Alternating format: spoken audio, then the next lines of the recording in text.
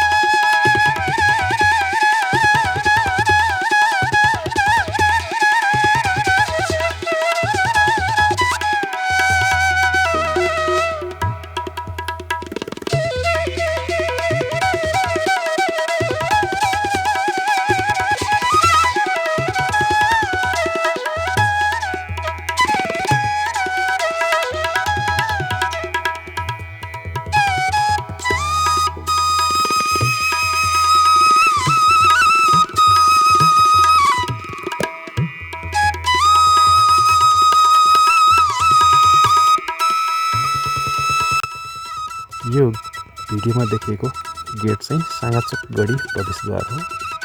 यहाँबाट लगभग 1.5 किलोमिटरको दूरीमा साँगाचोक गढी रहेको छ।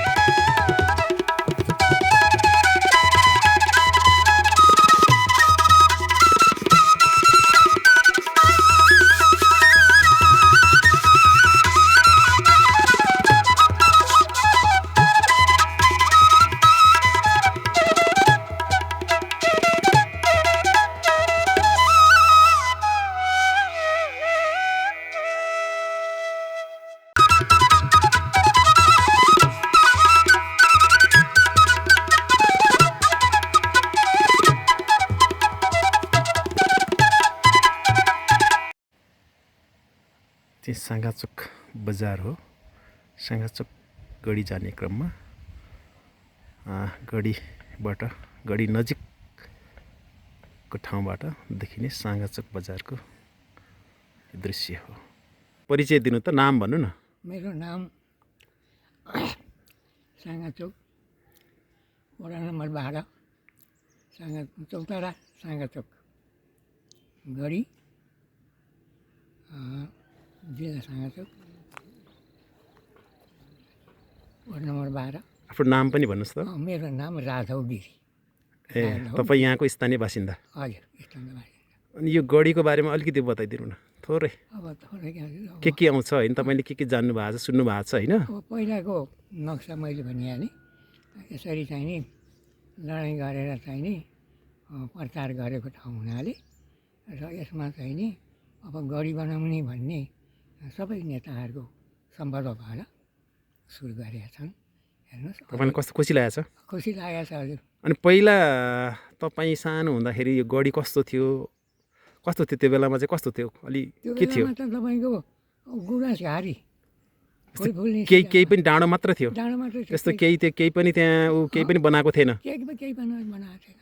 ए, तपाईँले देख्दाखेरि त्यस्तो डाँडो मात्रै थियो? डाँडो मात्रै थियो। ए, त्यस्तो तपाईँले सुन्नुभएको त्यहाँ चाहिँ अब युद्ध भएको रे होइन, लडाइँ गरेको रे भन्ने मात्र सुन्नुभएको? हजुर। ए, यो पछि यो चाहिँ कहिलेदेखि बनाउनु थालेको? यो चाहिँ बनेको चाहिँ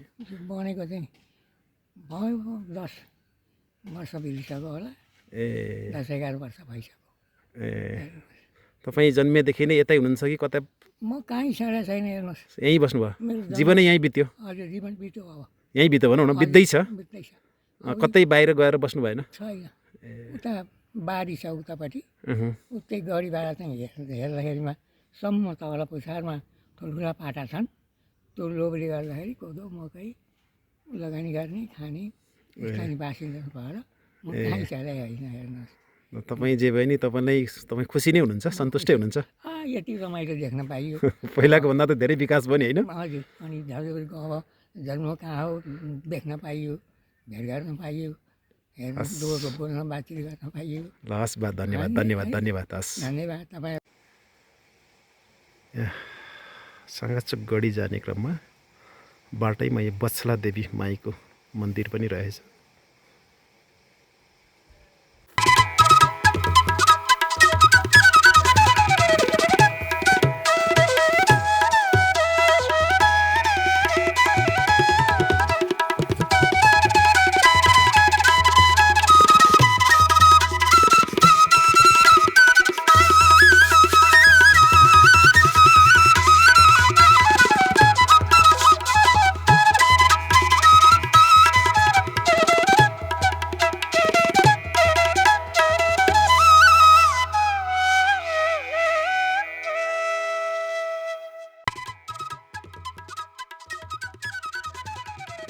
अहिले म निर्माणाधीन साँगाचोक गढीमा आइपुगेको छु। यहाँ आएर हेरिरहँदा यस गढी क्षेत्र पूर्ण रूपमा निर्माणका लागि अझै समय लाग्ने देखिन्छ।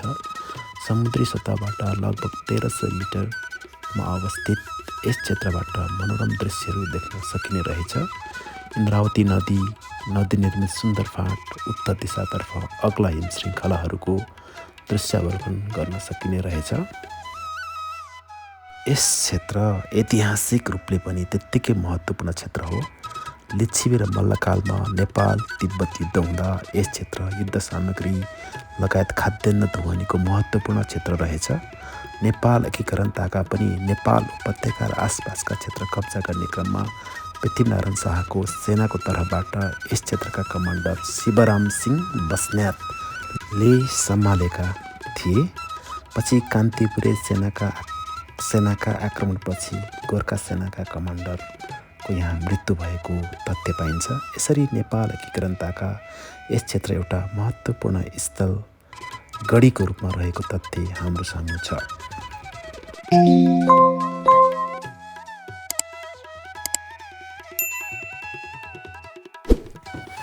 भिडियो हेरिसकेपछि भिडियो कस्तो लाग्यो कमेन्ट बक्समा अवश्य लेख्नुहोला। मन परेमा लाइक तथा सेयर गर्नुहोला र मेरो च्यानल राजेन्द्र राजनलाई सब्सक्राइब गर्नुहोला। भिडियो अन्तिमसम्म हेरेर साथ दिनुभएकोमा धन्यवाद।